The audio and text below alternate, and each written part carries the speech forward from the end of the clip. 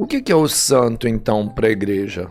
São homens como nós, batizados, que viveram em tudo a sua humanidade, com seus desafios, venceram as suas tentações, os seus pecados, e em tudo imitaram a Cristo. E tiveram as suas virtudes cristãs reconhecidas pela igreja, de forma canônica. Esses, a igreja, por meio do magistério, afirma que eles já contemplam a face de Deus, ou seja, já estão triunfantes, já estão na glória, já estão face a face. Nós que estamos batizados e estamos peregrinando na terra, nós somos a igreja militante.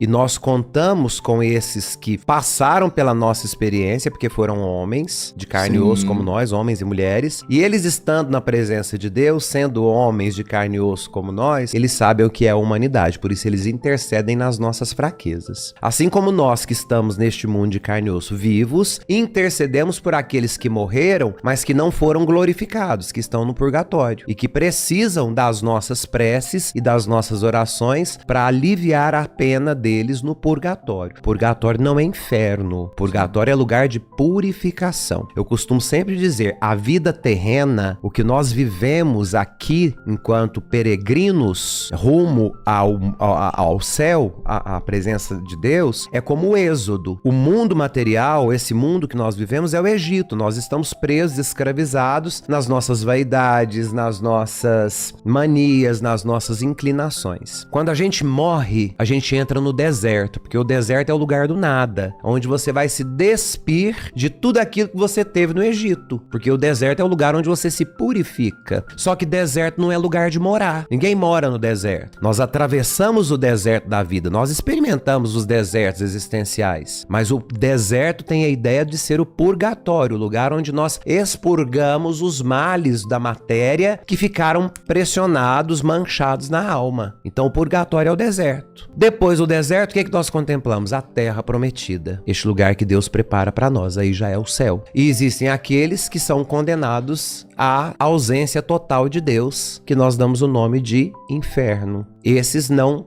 tem como rezar por eles, porque já estão condenados. Então a gente reza no intuito, porque nós não sabemos quem está no purgatório, quem já foi para o céu e quem foi para o inferno. Quando a gente fala de terra, purgatório e plenitude, é só a gente voltar no Êxodo e usar a metodologia que Moisés usou. O Egito, lugar da escravidão, dos vícios, da matéria, da vaidade, do egoísmo, a vida que nós levamos aqui nesse mundo. Quando nós somos tirados do Egito, ou seja, morremos, somos colocados no deserto para purificarmos dos vícios do Egito. Porque nós imprimimos sobre a nossa alma os vícios que a matéria carrega. Então tudo aquilo que é vício da matéria, a sua alma vai repetir. Por isso que a sua alma precisa passar pelo purgatório para expiar essas manchas que foram colocadas na sua alma por meio dos vícios da matéria, das más inclinações, do egoísmo, da vaidade, enfim, de todos os vícios humanos que nós temos. Depois de passar pelo purgatório, nós então, purificados, seremos considerados apropriados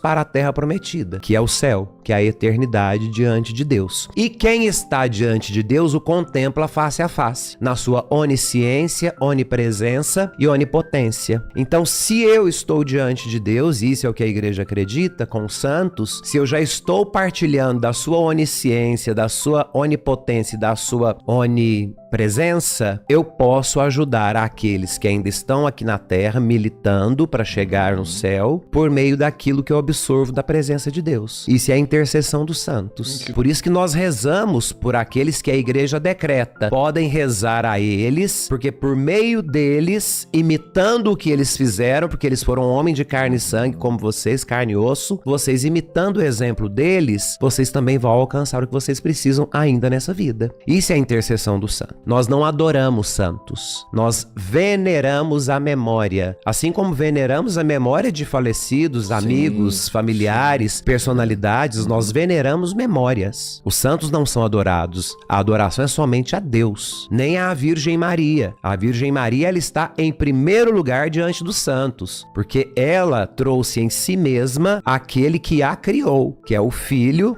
que vai fazer de Maria a Arca da Aliança, já falamos sobre isso. E ela então é a primeira de todas. Então nós não adoramos Maria, assim? Não, absolutamente. Adoração somente a Deus. Todo culto que nós prestamos a Deus. Então preste atenção, toda oração da igreja, ela é concluída da seguinte forma: ó Deus. Nós estamos referindo ao Pai, porque tudo é para Ele. Tudo é dirigido ao Pai, Criador de todas as coisas. Aí nós falamos, ó Deus, vem a prece que nós fazemos pela comunidade. E no final nós falamos para Deus Pai. Tudo isso nós os pedimos por Jesus Cristo, vosso Filho, que é Deus e convosco vive e reina na unidade do Espírito Santo por todos os séculos dos séculos. Então, tudo ao Pai, pelo Filho, no Espírito Santo. Essa é a dinâmica da oração da igreja. Não existe nenhum tipo de adoração que não seja a Deus. Quanto aos santos, nós prestamos a reverência. A Maria Santíssima, a primeira a ser reverenciada. Depois dela, os santos. O santo, então, ele é uma pessoa que teve como aqui nós, e que alcançou os méritos de Cristo. Ensinou a gente o caminho. Vamos Ensinou a pensar gente assim, o caminho, né? e a igreja reconhece nessa figura humana as virtudes, as bem-aventuranças, as qualidades e virtudes suficientes para afirmar, de fato, ele já contempla a face de Deus. E a autoridade da igreja, tudo que ligares na terra será ligado no céu, pode, por meio do magistério, decretar: essa pessoa já contempla a face de Deus. A gente imitando o exemplo dessa pessoa, Santo Antônio, a gente imita o exemplo de Santo Antônio e pede por meio dele, que já está diante da face de Deus, aquilo que nós precisamos para também amar e servir como ele amou e serviu. Para virar santo, tem só a igreja que pode determinar, né, se é santo ou não. No mínimo são 3 milagres? No mínimo, porque primeiro tem que ser consideradas as virtudes. A igreja precisa de reconhecer as virtudes na terra dessa pessoa. Então, para isso, você tem o testemunho dele, da comunidade. A comunidade vai te dizer, não, em vida as virtudes dele de fato foram virtudes cristãs e em tudo ele imitou Cristo. Então, nós podemos dizer que de fato ele foi um santo na terra. Depois, para ele ser aí ele recebe o título de servo de Deus pela igreja. Porque teve as suas virtudes cristãs reconhecidas. Depois ele vai entrar no processo de beatificação. Beato significa feliz. Do sério? Latim, eu sempre achei que beato era sozinho, alguma coisa assim. Não, o beato é aquele que é feliz, né? A visão beatífica é a visão da felicidade, a visão eterna de Deus. Portanto, beato é a abreviatura de bem-aventurado. Então, o bem-aventurado, ou seja, feliz, é o beato, o bem-aventurado, é o feliz, é a abreviatura de bem-aventurado. Eu achava que era sozinho também.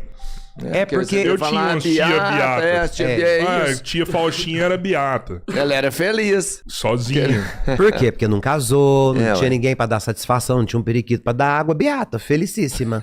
É isso. Não é? Tá feliz aí. Eu sabia. Tem que preocupar com nada, né? Tá certa, foi beata mesmo.